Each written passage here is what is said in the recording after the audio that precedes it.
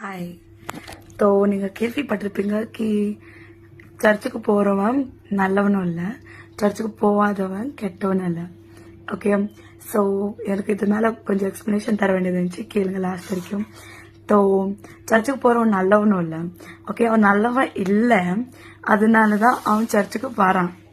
ஏன்னா ஏஸ்பா நல்லவங்களை தேடி இந்த உலகத்துக்கு வரல, அவர் பாவிகளையே சின்னோசியம் ரட்சிக்கிறதுக்கு, அந்த சின்னாரை நல்லவன் ஆக்குறதுக்கு தான் ஏசப்பா வந்தார்.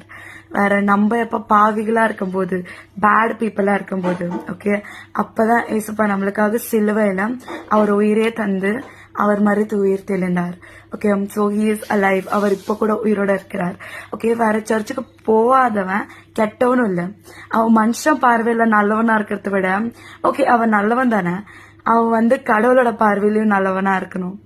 ஸோ சரி, ஒருத்தங்க மனுஷங்க பார்வையில okay he is very good அப்படி தெரியலாம், ஓகே ரொம்ப நல்ல மனுஷன். ஓகே, ஸோ அந்த நல்ல மனுஷன் அந்த சர்டிபிகேட் நம்மளுக்கு மட்டும் மனுஷங்க கிட்ட இருந்து கேட்டா மட்டும் போதாது.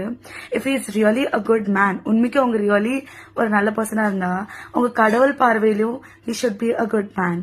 வேற கடவுளோட பார்வையில நம்ம எல்லாருமே பாவம் செய்து கடவுளோட மகிமையை நம்ம விட்டு இழந்து போயிட்டோம். ஓகே, நம்ம எல்லாருமே கடவுளை விட்டு தூரம் போயிட்டோம்.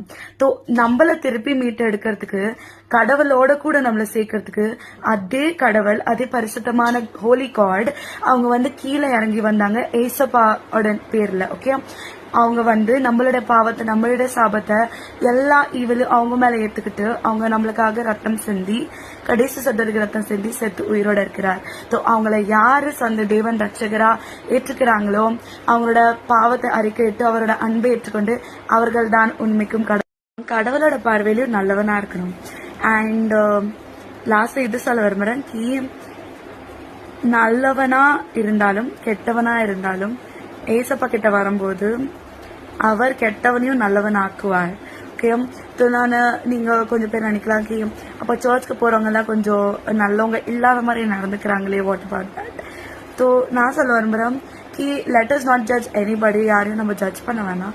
அண்ட் நம்ம கடவுளோட வார்த்தை கேட்கும்போது, when we spend time in the presence of the Lord, நம்ம கடவுளோட பிரசனத்துல இருக்கும்போது, அவரை துதித்து பாடும்போது, வேற அவரோட வார்த்தையை கேட்கும்போது, when we listen to the living word of God, வேற கடவுள் நம்ம கிட்ட பேசும்போது நம்மள சரண்டர் பண்ணணும், நம்மள ஒப்பு கொடுக்கணும். ஏசப்பா உங்களுக்கு பிரியமா, நீங்க உங்களுக்கு பிடிச்ச மாதிரி அக்கார்டிங் டு வில் என்ன மாற்றுங்க. So Jesus will make us all good and righteous in the sight of people, இல்ல in the sight of God.